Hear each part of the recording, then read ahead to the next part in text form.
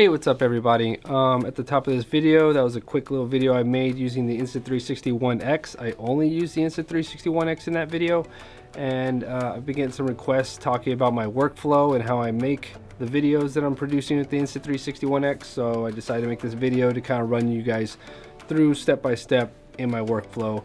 Hopefully I cover everything. Sometimes with my videos, people take some of my information a little too straight on. So like I did a video where I talked about 5 tips, and I was talking about setting up your selfie stick like this. What I was talking about was so that you can set it down and you can also point it at you on occasion when you need to do that. But having this setup won't allow you to have your selfie stick invisible. The only way to have the invisible selfie stick is just to use a selfie stick by itself. I didn't really explain that in detail in that video, and some people were confused.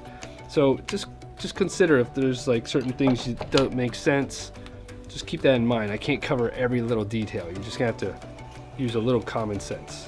What I was talking about was so that you can set the camera down when you need to, because it's a pain not being able to set it down.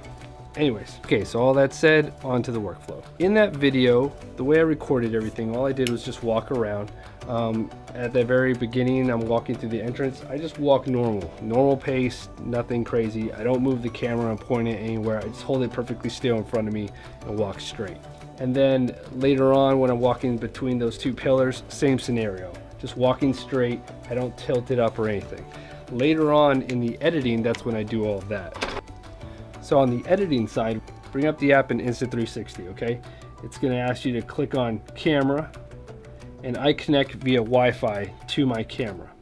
Once I connect to it, I download the video. It should bring it to local. Now I'm using an iPad. Some people have been having trouble using an Android device. I've also been having trouble with it. I connected it using the wire and everything connected to the camera, and it worked pretty good. I have a Galaxy S8. It worked decently, but I find that the iPad works a lot better. If you're using Android devices, you're probably gonna have trouble. I will say that I did an update not too long ago.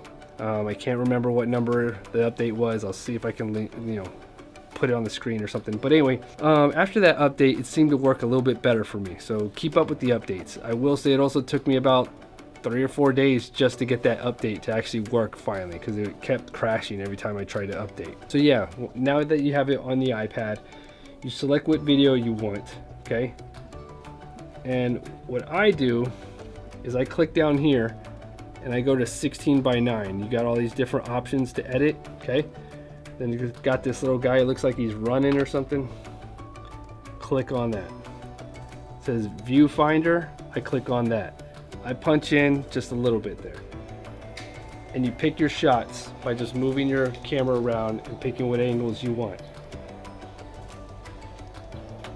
And if you saw earlier, I suggest doing this in a chair that swivels all the way around. It's a lot smoother and your movements work a lot better, blah, blah, blah. Okay, once you do that, you click OK, and then you upload. You click upload, and I put it to the album. Click to the album, pick the destination, and it'll take a minute to export your video out. Once I do all that, I then take that video off of the iPad by connecting it to my computer. I do the rest of my editing in Premiere. I speed it up in Premiere, I slow it down in Premiere, I do all of that in Premiere. I also clean up my footage using the plugin Neat Video. You can edit on Final Cut. I heard a couple other people throwing out a few other softwares. If they work for you, great. I mean, the file is just a regular 16:9 MOV, 1920 by 1080 video file. So you can edit in pretty much any software that works for you. I like Premiere. I edit everything else in Premiere, and then I use that plugin to clean up some of my footage that has a lot of like noise in it. And then I go through and I fine tune and do my color correcting. And I use a software, or I use a Lumetri color to do my color correcting. But these are all details and specifics that I really care about.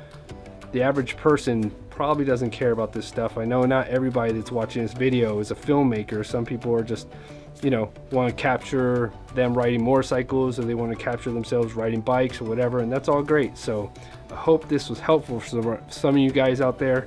But the video you just watched, that's exactly what I do. I just record the video, not really doing much special with the camera, and then I capture the video by moving it around how I want it, and then I export that out, I drop it into Premiere, and then I fine tune and speed up and slow down, and I do that with every clip. Another thing you want to do is don't record over 5 minutes. 5 minutes is actually pushing it at that. A lot of those clips that I had in this video, maybe a minute long at the most.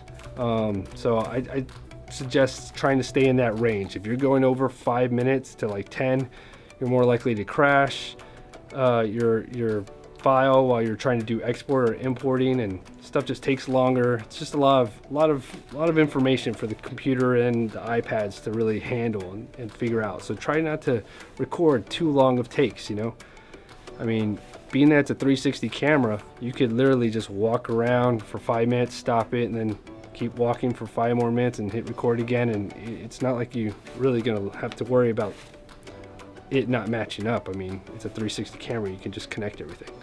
Now the stuff I produce, it's not in 360, so you're not gonna be able to look around and everything. If you guys want to do that, you know, I'm not really doing a whole lot of that type of content right now with the Insta 360. For me, what's so great about it is the fact that the camera footage is not shaky, and that I can pick how I want to shoot and edit and view what I want to see and want the viewer to see. So some people are really interested in having like a VR film where you can't see where the camera's attached to, and that's all cool and everything, but it's just not the way I'm using it. I'm using it more like a director, and I want to pick and choose what the viewer's gonna see. So some of those shots that I pulled off in this video that I showcased, I thought they were pretty cool. The way I looked up and it saw the ceiling and everything, that was cool. I didn't have to turn the camera up that way. I was able to do it later on in the editing, which I was pretty impressed with. So there was a lot of shots in there where I was like, oh, I could just pick and choose what I'm looking at, which I thought was pretty cool. So this was kind of a test video I wanted to do, a destination film.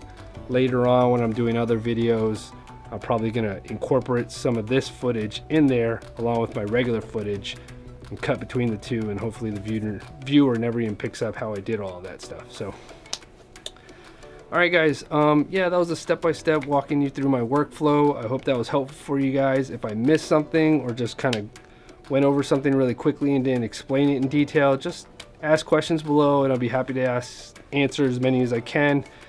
And that's it for me. See you guys on the next one.